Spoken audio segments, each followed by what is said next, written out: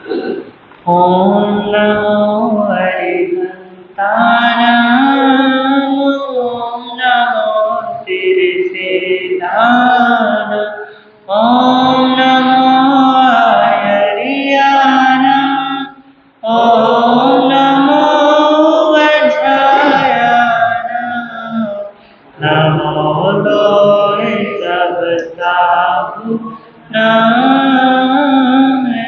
सो पंच नमोकारो ऐसो पंच नमोकारो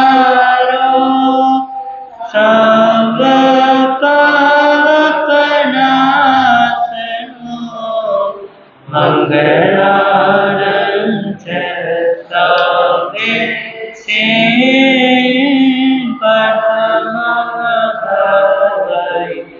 मंगलारंच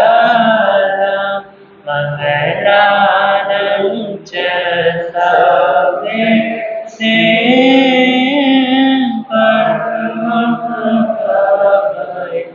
मंगलम। That's it.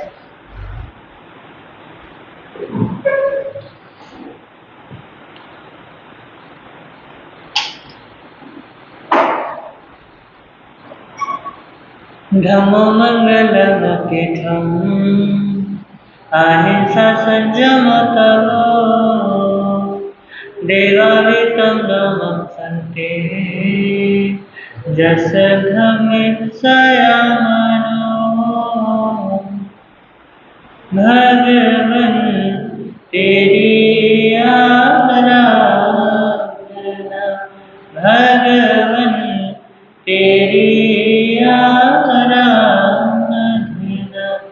मेरी जिंदगी की शान हो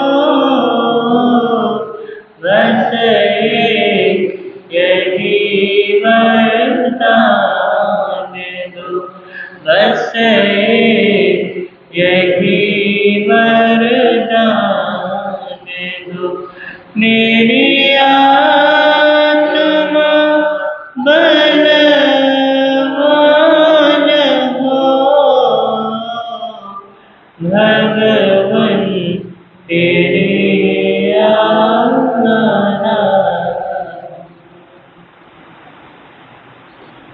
सर्वप्रथम तेना कार्याणि शासनेश प्रभु परमात्मा श्रवण भगवान महावीर स्वामी जी के पावन श्री चरणों में वंदन में समस्त गुरु भगवंतों के पावन श्री चरणों में वंदन करने के पश्चात पाठ पर विराजित मधुर वक्ता सेवक श्रवण परम श्रद्धेय परम पूज्य गुरुदेव श्री रचित मुनि जी महाराज साहब के पावन श्री चरणों में वंदन एवं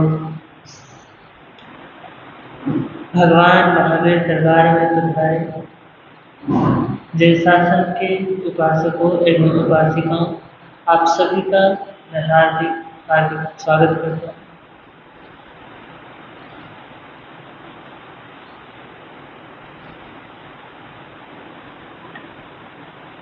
मैं अपने भाव आपके समक्ष व्यक्त करूं उससे पूर्व भजन की कुछ पंक्तियां हैं उन्हें हम सभी मिलकर के गुनगुनाते हैं। फिर हम विषय में प्रवेश करेंगे। तो हो सके तो भजन साथ में गाने का प्रयास कीजिएगा।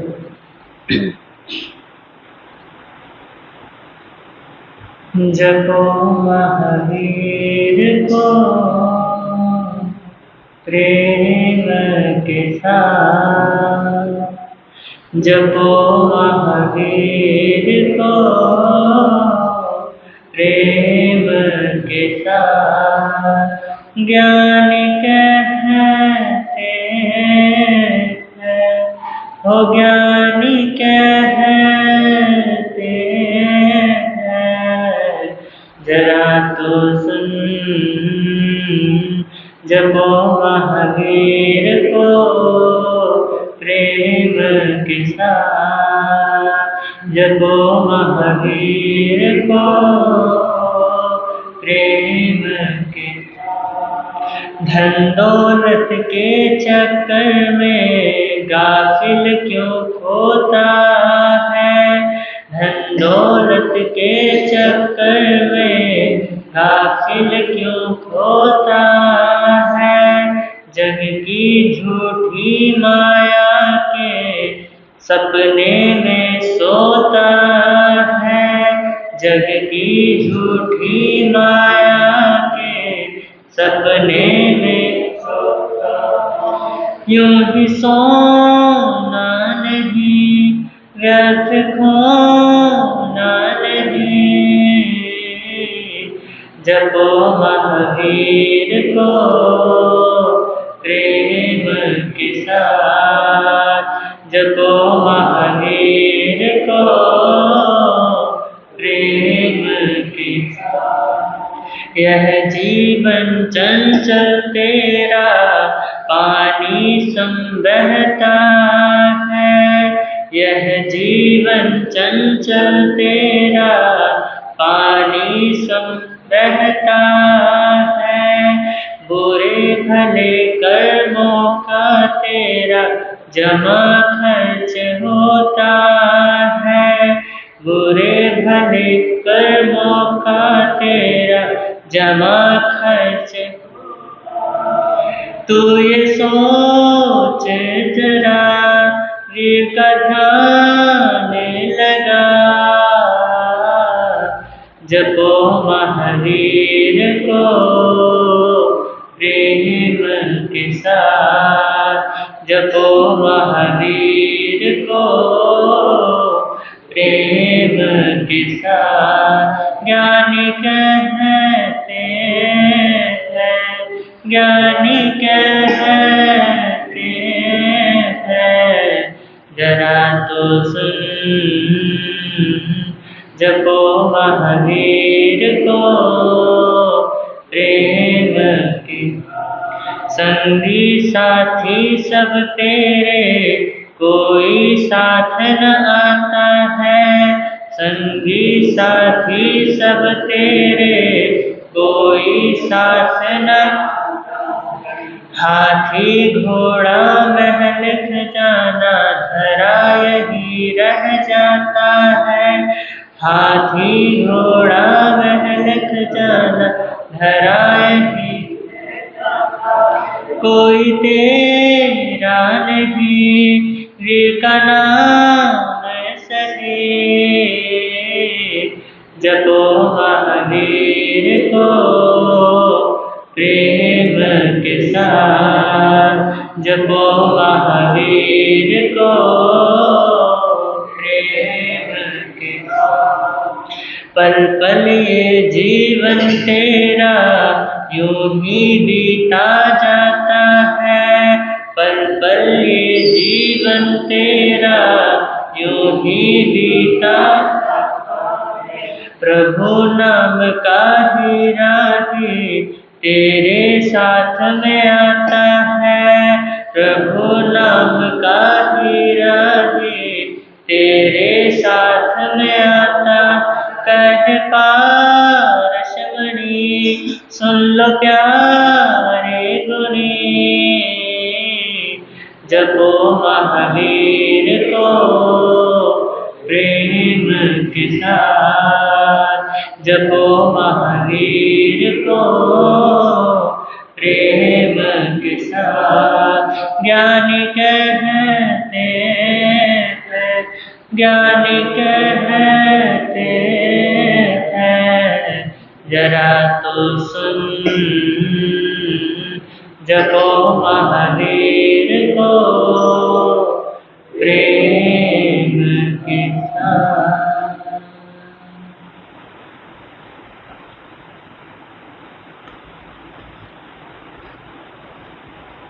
हमारे जैन शास्त्रों में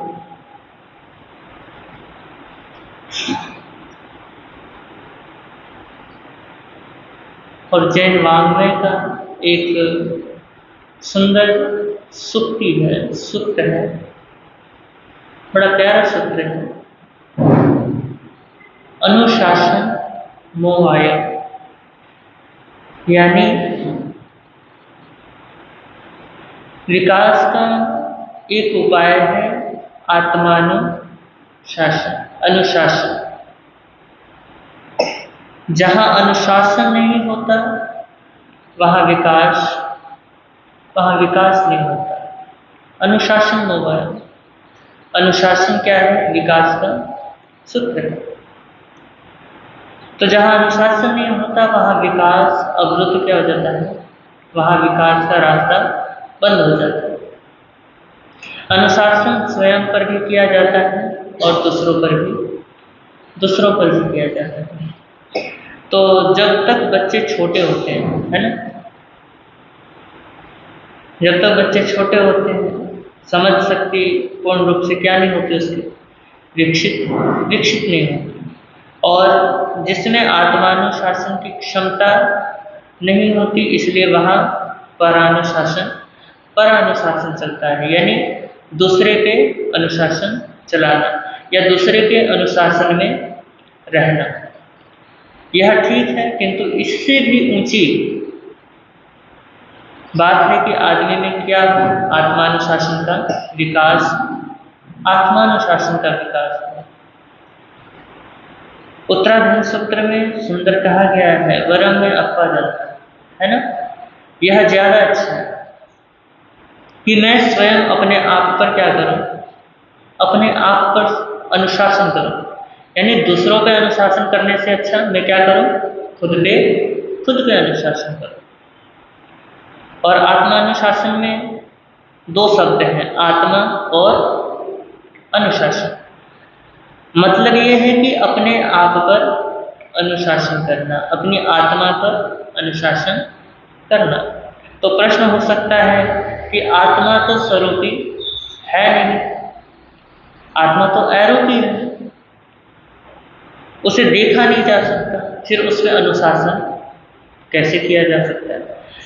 तो महापुरुषों ने कहा कि ठीक है कि आत्मा दिखाई नहीं देते, किंतु आत्मा के कर्मचारी तो दिखाई देते हैं। और आत्मा के कर्मचारी कौन कौन से, उसके बारे में बता रहे हैं। उन पर अनुशासन करने से आत्मा पर क्या हो जाता है? अनुशासन।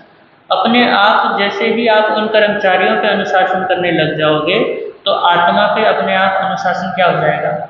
अनुशासन सद जाएगा। और आत्मा के कितने कर्मचारी बतलाए हैं? 4। कितने? 4 बतलाए हैं, शरीर, वाणी, मन और स्पर्श, त्वचा, इंद्रियां। तो आत्मा का पहला कर्मचारी है शरीर। कहा गया जो व्यक्ति अपने शरीर पर क्या कर लेता है? अनुशासन करता है। शरीर से क्या नहीं करता? दुष्चेष्टाएं नहीं करता। शरीर से कोई गलत काम नहीं करता। तो मानना चाहिए कि उसने अपने शरीर पर क्या कर लिया है? शरीर पर अनुशासन कर लिया है। यानी आत्मा का एक अंश क्या कर लिया? प्राप्त कर लिया। अथवा आत्मा के एक अंश पर क्या कर लिया उसने? अनुशासन कर लिया। एक गुरु के पास कुछ विद्यार्थी क्या कर रहे थे? अध्ययन कर रहे थे। तो गुरु ने सोचा कि मैंने इनको संसारिक भौतिक ज्ञान तो दिया है, जरा मैं इनको आत्मानुशासन का पाठ भी क्या करूं? आत्मानुशासन का पाठ पढ़ा, आत्मविद्या का पाठ पढ़ा। तो आत्मविद्या का एक विभाग है कि अहिंसा की चेतना और आत्मा पर विश्वास। तो आत्मविद्या के प्रशिक्षण के दौरान उस गुरु ने कहा कि विद्यार्थी, परमात्मा जो है वो सबको क्या करता है? सबको देखता है और सब जगह देखता है। तो ऐसा कोई स्थान नहीं है और ऐसा कोई जगह नहीं है, ऐसा कोई समय नहीं है जहाँ परमात्मा नहीं दिखता। तो विद्यार्थियों ने आत्मविद्या के इस सिद्धांत को क्या किया? सुना और याद कर लिया। कुछ दिनों बाद गुरु ने परीक्षा लेनी चाहिए। उन्होंने आटे की क्या बनाई? मुर्गियां बनाई। सुना होगा आपने कहा। तो उन्होंने क्या किया? उन विद्यार्थियों को उन विद्यार्थियों को दे दिए कि जाओ इन मुर्गियों को लेकर के और ऐसी जगह पे इनके गर्दन क्या कर देना, मरोड़ देना या मार देना जहाँ पे कोई तुम्हें देखे ना। तो वो उन मुर्गियों के लेकर चले गए। किसी विद्यार्थी ने सोचा कि घर में तो माता पिता हैं और भी लोग आते जाते हैं, सड़क पे गया, लोग आ रहे हैं जा रहे हैं, तो उसने सोचा क्यों ना कि जंगल में जाओ। फिर जंगल में पक्षी देखने लगे। फिर उसके बाद उसको एक गुफा देखा, गुफा में गया, गुफा में कोई नहीं था। उसने देखा कोई कुछ नहीं देख रहा, तो उसने वहीं पे क्या कर दिया, मुर्गी की गर्दन मरोड़ दी। एक बंदा दूसरा गया, उसने देखा कि मेरे को चारों ओर से कोई नहीं देख रहा, उसने वहाँ क्या कर दिया, मुर्गी को मार दिया। इस तरीके से करते करते सब विद्यार्थियों ने कुछ ना कुछ किया और एक विद्यार्थी ने क्या किया, कुछ भी नहीं किया। और साथ में अगले दिन अपने गुरु के पास गए।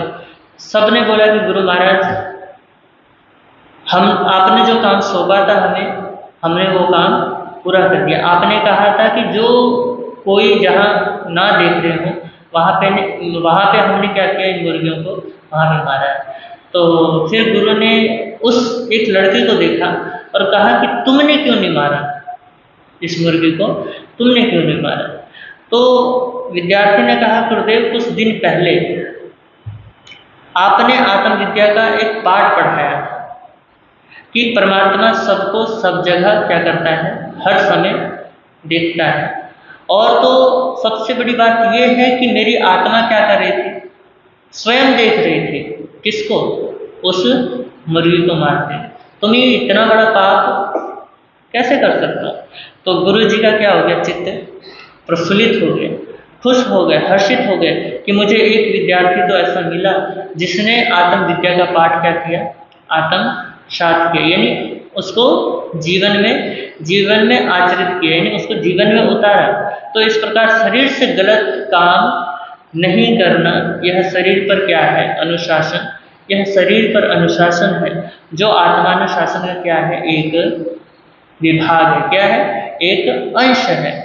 अब आत्मा का दूसरा कर्मचारी बतलाया गया, वाणी। वाणी का भी बहुत क्या है, महत्व है। वाणी पर अनुशासन कर लिया जाए तो कुछ अंशों में आत्मानुशासन क्या हो सकता है, सिद्ध हो सकता है। तो आदमी बोलता है, प्रकृति ने उसे क्या दी है, वाणी, अच्छी वाणी बोलने के लिए शक्ति दी है।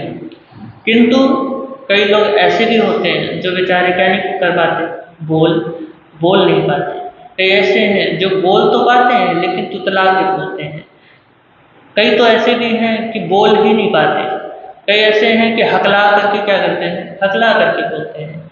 तो ऐसी स्थिति में जिनको भाषण की क्या मिली है, भाषण की शक्ति मिली है, यानी बोलने की शक्ति मिली है, उन्हें यह सोचना चाहिए कि हम अपनी वाणी का क्या करें, सदुपयोग करें, उसका दुरुपयोग ना करें। उचित भाषा का क्या करें, हम उपयोग करें, मधुर भाषा बोलें, जितना हो सके यथाशक्ति अच्छी भाषाओं का क्या करें, हम प्रयोग करें।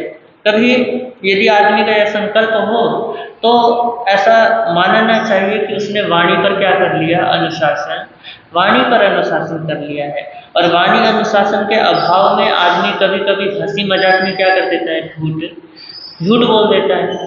कभी कभी भय के बस क्या कर देता है, झूठ बोल देता है। कभी गुस्से में भी क्या कर देता है, झूठ बोल देता है। और कभी कभी हंसी मजाक में जब वो बोलता है तो दुश्मनी भी बना लेता है।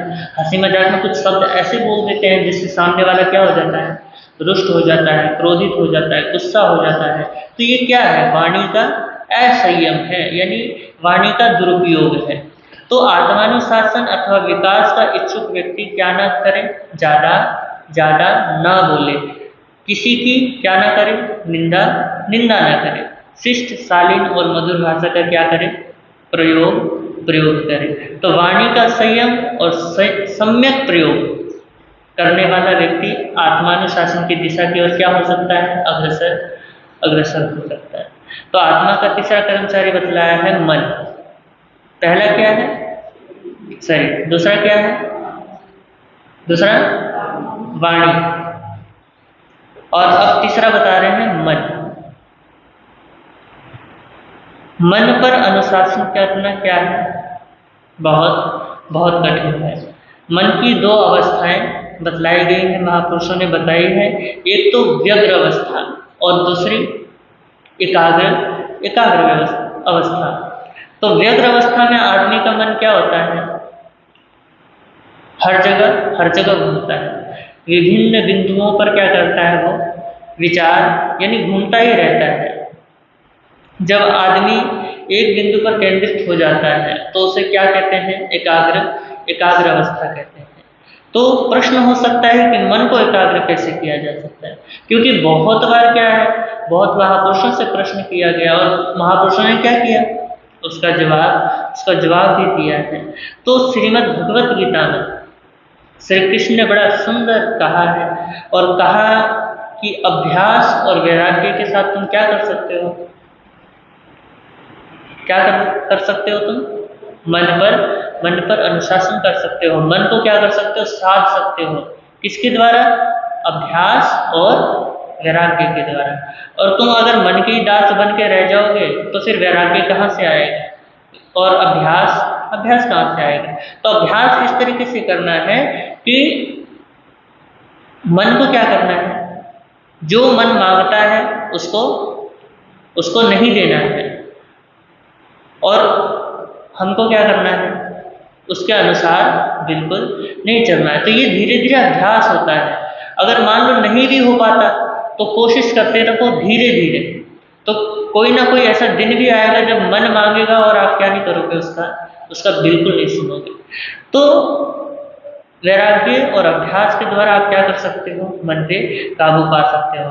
तो एकाग्रता के साथ मन में क्या बनी रहे? निर्मलता बनी रहे। हालांकि झूठ बोलने या गलत काम करने में भी मन क्या रहता है?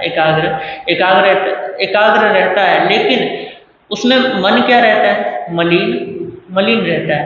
लेकिन जब हम सत्य बोलते हैं, जब हम सत्यवाणी सुनते हैं या सत्य सोचते हैं, तो उस टाइम मन क्या होता है? हमारा निर्मल होता है। क्या होता है? शुद्ध होता है। तो मन पे क्या है? मन पे अनुशासन कर लोगे तो आत्मानुशासन अपने आप सध जाएगा। तो ऐसा कहते हैं कि एक ग्रामीण व्यक्ति ने किसी महात्मा जी से आलू का नियम ले लिया। कहा कि मैं क्या नहीं करूँगा? आलू नहीं खाऊंगा। तो महात्मा जी ने कहा कि देख लो, एक बार फिर से सोच लो। उन्होंने कहा कि महात्मन, मैं मर जाऊंगा लेकिन कभी आलू नहीं खाऊंगा, एक बार आप नियम दे दो। तो उन्होंने कहा कि ठीक है ले भाई, नियम ले ले। नियम उन्होंने क्या कर दिया? उसको दे दिया। तो एक बार कहते हैं गांव में भोज का आयोजन हुआ और उस भोज में वो बंदा भी क्या था? आमंत्रित था। उसको बुलाया गया और वो भोजन करने के लिए क्या हुआ? बैठ गया। तो बगल में एक बंदा और बैठा हुआ था, तो उसको क्या कर रहा था? दूसरा आदमी आलू परोस रहा था, और आलू देख करके उसका क्या हो गया? मन ललचा गया। अब मन कर रहा है कि आलू क्या करूं? आलू खाऊं। और जब वो परोस रहा था तो आलू क्या हो रहे थे? गिर रहे थे। तो जब बगल वाले आदमी के पास पहुंचा तो आलू पहले तो गिर रहे थे, तो जब परोसने लगा तो बोला कि आजा आजा आजा आजा। तो फिर क्या हुआ? 2-3 आलू लुढ़क कर उसके प्लेट में आ गए। तो वो उसको क्या करने लगा? खाने लगा। तो बगल में मित्र बैठे हुए थे, उन्होंने कहा कि भाई तेरा क्या है? नियम है, तो इसे कैसे खा सकता है? तो इसने कहा कि ये ना आलू नहीं है। बोला फिर क्या है? ये गुड़कन है। क्या है? गुड़कन है। बोला गुड़कन है? कैसे? बोले गुड़कते गुड़कते मेरे इसमें आ गया, इसलिए गुड़कन है, ये आलू नहीं है। तो इसको खाने में कोई दोष नहीं है। तो आदमी क्या है? आदमी मन का दास है, कुछ ना कुछ रास्ता क्या कर लेता है? निकाल लेता है। कई बार हम नियम तो लेते हैं लेकिन नियम में भी रास्ता निकाल लेते हैं। कई बार कहते हैं कि महाराज ये नियम दे दो। जैसे गुरुजी ने दे दिया कि फोन का नियम दे दिया कि खाना खाते वक्त फोन नहीं देखना, तो बंदा रास्ता निकाल लेता। फोन का ही तो नियम है, टीवी का थोड़ी ना है, टीवी देख लेते हैं। तो इस तरीके से रास्ता बीच में से कुछ ना कुछ निकाल लेते हैं। तो आजकल आदमी क्या है, उसको पूरे विस्तार के साथ बताना पड़ता है कि भैया तूने ये नियम लिया है तो इन सब का क्या है, इन सब का नियम है। अगर आप कह दो कि इस चीज का नियम है तो भैया वो बोलेगा कि इसी चीज का और किसी चीज का और किसी चीज का नहीं। तो भगवान ने क्या किया, हर चीज का क्या बताया, नियम बतलाया है। तो उसको भी विस्तार से बताया और कुछ संक्षिप्त बताए हैं और आचार्य ने उसको विस्तार किया है। नहीं तो अगर मान लो आचार्य ने उसे विस्तार ना किया होता तो अभी पता नहीं कौन कौन से रास्ते निकाल लेते। तो मन के क्या है, हम दास बन गए हैं। तो मन के ऊपर क्या करना, अनुशासन करना। मन को अभ्यास और वैराग्य के द्वारा क्या करना है, हमें उसको साधना है। जब हम मन पर क्या कर लेंगे, अनुशासन कर लेंगे, तो आत्मानुशासन की साधना सिद्ध सकती है। अब आत्मा का चौथा कर्मचारी बतलाया इंद्रिय। क्या है, इंद्रिय। तो कान, आँख, नाक, जिह्वा और स्पर्श, ये क्या है, पांच इंद्रियां हैं। तो इनके द्वारा ज्ञान भी होता है और क्या होता है, भोग भी होता है। कान के द्वारा शब्द का, आंख के द्वारा रूप का, नाक के द्वारा सुगंध का, है ना, और जिह्वा के द्वारा स्वाद का, और स्पर्श के द्वारा त्वचा का। तो इन सब का क्या होता है, ज्ञान होता है। तो साथ में क्या होता है, भोग भी होता है। क्योंकि जीभ क्या करती है, खाती। नाक क्या करता है, सूंघता है। तो इंद्रियों से क्या होता है, भोग भी होता है और उपयोग भी होता है। तो इंद्रियां केवल भोग का क्या ना बने, साधन ना बने। ये कौन कह रहे हैं, महापुरुष कह रहे हैं। तो उनसे सद्ज्ञान भी क्या करना चाहिए, सद्ज्ञान भी प्राप्त करना चाहिए। हमें क्या मिली है, इंद्रियां मिली हैं, तो उनका सदुपयोग करना चाहिए। तो कानों से फिल्मी गाने भी सुन सकते हैं और कानों से क्या कर सकते हैं, संतों के प्रवचन क्या कर सकते हैं, सुन सकते हैं। जीवन की सच्चाइयों को उजागर करने वाले गीत भी सुन सकते हैं। और आंख मिली है, आंखों से मनमोहक और अश्लील चीजें भी क्या कर सकते हैं, हम अश्लील चीजें भी देख सकते हैं। लेकिन आंखों से आप क्या कर सकते हो, प्रभु के दर्शन भी कर सकते हो, संतों के दर्शन कर सकते हो, महापुरुषों के क्या कर सकते हो, दर्शन कर सकते हो। और हमें नाक मिली है, नाक से क्या कर सकते हो आप, विभिन्न प्रकार के सुगंध भी ले सकते हैं। और क्या कर सकते हो, नाक के द्वारा प्राणायाम भी कर सकते हो। और जिह्वा मिली है, जिह्वा से स्वादिष्ट भोजन भी किया जा सकता है और अशिष्ट भाषा भी बोला जा सकता है और भगवान की स्तुति भी की जा सकती है। तो त्वचा से मनोज्ञ व अमनोज्ञ क्या होती है, उसका ज्ञान होता है। तो मनोज्ञ और भोगात्मक स्पर्श भी क्या किया जा सकता है, किया जा सकता है। और दूसरों की सेवा भी की जा सकती है। या हाथ मिले हैं, हाथ से क्या कर सकते हो, थप्पड़ भी मार सकते हो, हाथ के द्वारा किसी को नमस्कार भी कर सकते हो, हाथ के द्वारा किसी की सेवा भी कर सकते हो, हाथ के द्वारा किसी को तोड़ भी सकते हो। तो इंद्रियां किस कार्य में प्रयुक्त हो रही हैं, ये महापुरुष कह रहे हैं, यह ध्यान देने की क्या है, बात है। इंद्रियों का सदुपयोग हो रहा है अथवा इंद्रियों का निरोध किया जा रहा है, तो मानना चाहिए कि इंद्रियों पर क्या हो गया है, अनुशासन हो गया है। यानी अगर हम इंद्रियों के अनुसार नहीं चल रहे हैं और इंद्रियों को अपने अनुसार चला रहे हैं, तो क्या करना चाहिए, समझना चाहिए हमने इंद्रियों के ऊपर क्या कर लिया है, अनुशासन कर लिया है। तो आत्मानुशासन दुष्कृत से बचने के लिए एक क्या है, बहुत बड़ा उपाय है। तो व्यक्ति अपने शरीर, वाणी, मन और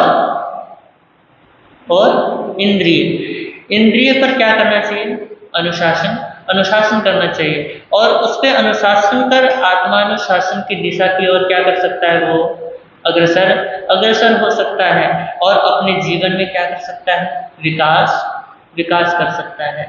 तो महापुरुषों ने ये 4 क्या दिए, सूत्र दिए, और इन 4 सूत्रों पे क्या करना है हमें, हमें मनन करना है कि हम इन पे क्या करें, अनुशासन करें। और धीरे धीरे, चलो तुरंत नहीं हो सकता, लेकिन अभ्यास तो कर सकते हैं। तो जितना हो जाए उतना क्या है, अच्छा है। भगवान ने कभी जबरदस्ती नहीं की, जैसी तुम्हारी आत्मा को सुख हो वैसा करो। तो अभ्यास के द्वारा हम क्या करें, इन चारों के ऊपर अनुशासन करें, फिर देखिएगा जीवन का आनंद, फिर जीवन का आनंद क्या मिलेगा, तो वो आप खुद समझेंगे। तो इन्हीं शब्दों के साथ ओम शांति, ओम शांति।